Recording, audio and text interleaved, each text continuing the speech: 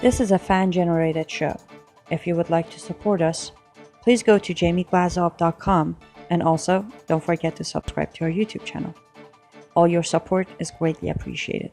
Good evening. Welcome to the Jamie Glazov Moment. Tonight, Steve Bannon, Keith Ellison, and the left's ugly posturing on anti-Semitism.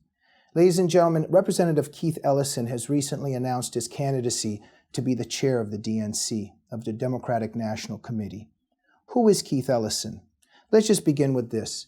This is an individual who has worked for and defended Louis Farrakhan. He has called for the cutting off of military aid to Israel. He's also a supporter of the BDS movement, of boycotting and disinvesting and sanctioning Israel. One could argue that this is involved with anti-Israeli and anti-Semitic activity. Is the Democratic Party upset about this or worried about this? No. Is the media covering this and talking about it? No. Are they outraged? No. What is Anderson Cooper and Don Lemon and Rachel Maddow talking about every evening? They're talking about Steve Bannon, supposedly an anti-Semite. And this is what they're focusing on almost every evening on the news.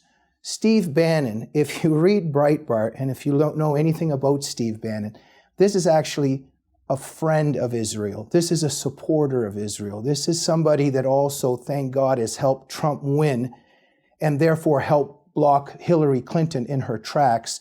And Hillary Clinton is pro-Muslim Brotherhood. So thank God for Steve Bannon that he has actually stopped anti-Semites in their tracks, because Muslim Brotherhood means the war against Israel and anti-Semitism. So the left is actually calling Steve Bannon what it is itself. This is slanderous. There's absolutely no evidence of any anti-Semitism in terms of Steve Bannon, and actually the opposite. He has unveiled the anti-Semites. He has stopped them in their tracks. And if you have read Breitbart over the years, you know that it's very Israeli friendly and is always unveiling the Muslim Brotherhood agenda. So, speaking of the Muslim Brotherhood and who is actually involved with the Muslim Brotherhood, back to Keith Ellison for a minute. This guy might be the head of the DNC. Okay, so Keith Ellison has spoken at a convention of ISNA, the Islamic Society of North America. This is a Muslim Brotherhood front group that has admitted its ties to Hamas.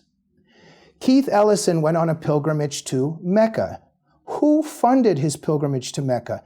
Let me see. The Muslim American Society, MAS, a Muslim Brotherhood front group. In other words, we've got the Muslim Brotherhood funding Keith Ellison's pilgrimage to Mecca. Who funded Keith Ellison's first campaign, political campaign, in terms of going to the House of Representatives? CARE, the Council of American Islamic Relations, a Muslim Brotherhood front group that, by the way, has been labeled an unindicted co-conspirator in the Holy Land Foundation trial in terms of financing Hamas. So we've got CARE, we've got ISNA, we've got the MAS, all connected to Keith Ellison. We've got a person who worked for Louis Farrakhan that's called for the cutting off of military aid to Israel, that's enabling the BDS movement. If one could find anti-Semitism in an environment, I think we could find it in the environment in terms of who Keith Ellison is connected to. The media is silent. The Democratic Party paving the way for him to becoming the chair of the DNC. This is a grotesque, shameless, shameful record on the part of the left. And meanwhile, while they're pretending that they're concerned about anti-Semitism, they're slandering a noble, heroic man like Stephen Bannon that not only has nothing to do with anti-Semitism, but whose life and career has actually been devoted to defending Israel and protecting Israel and unveiling and blocking and frustrating its main enemies.